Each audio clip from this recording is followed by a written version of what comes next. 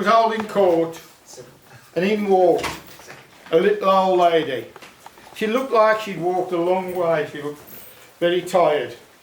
Under her arm, she'd got a wooden box. She presented the box to the king, curtsied, and left the palace.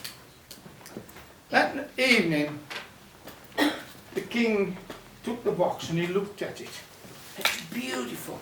It was inlaid with all exotic timbers. It was a real piece of craftsmanship, you know. And he stood watching the box, and then he thought there's got to be something really special in this box. But when he opened it, it was just a plain silver bowl. But around the edge of the bowl there was an inscription. It said, "Give this to the one you love the most." And he looked at his dog and he said, "Well, Rover, you know, I'd like to give you this, but if the Queen finds out, I'll be in real trouble." So off he went with his box. "Camellia, darling." And she said, "Oh, Charles, is that you? I thought you were talking to your plants." She said, "Oh, no." He said, "I've had a lovely conversation with the plants." He said, "But I've got a present for you." And he presented her with the box, and Camellia thought, "Oh, you know, it's a nice box, something nice in that, you know." So she opened the box, and when she took out the bowl and she saw the inscription, "Give this to the one you love the most," she immediately thought of the young, handsome, rather caddish captain of the guard. So she called for the captain of the guard, and he came along. He, you know, gave her the usual flannel. He you know, built her up, and she gave him the box. He went off with the box, and when he saw the box, he thought, "There's something expensive in this box. You know, I could flog it and perhaps pay off some of my gambling debts or something like that, you know."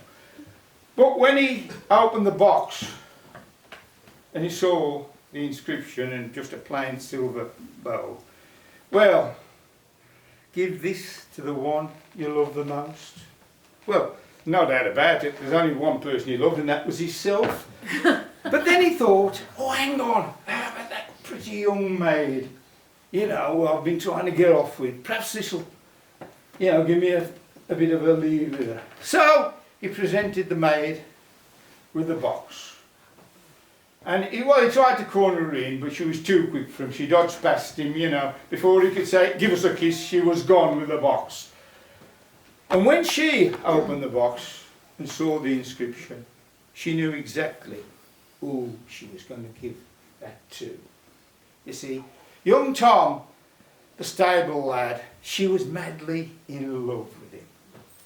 So she gave him the box. And when Tom opened the box and saw the inscription, there was only one person he could give that to. See, he'd been orphaned at an early age, and his grandmother had brought him up until he got this job at the palace. So when he had his day off, he borrowed a horse and he rode to his grandmother's house and gave it to his grandmother. Well, his grandmother, when she opened the box, she immediately thought of Tom, but he'd given it to her, hadn't he? And then she thought, the king. The king was kind enough to give Tom the job that he always wanted, working in the stables.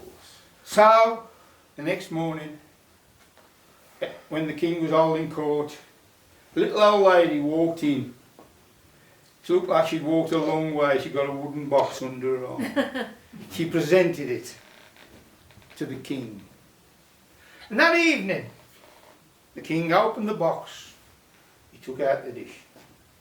He filled it full of water, and he placed it on the floor for his dog to drink out of. And he said, "Rover, I should have given it you in the first place." No.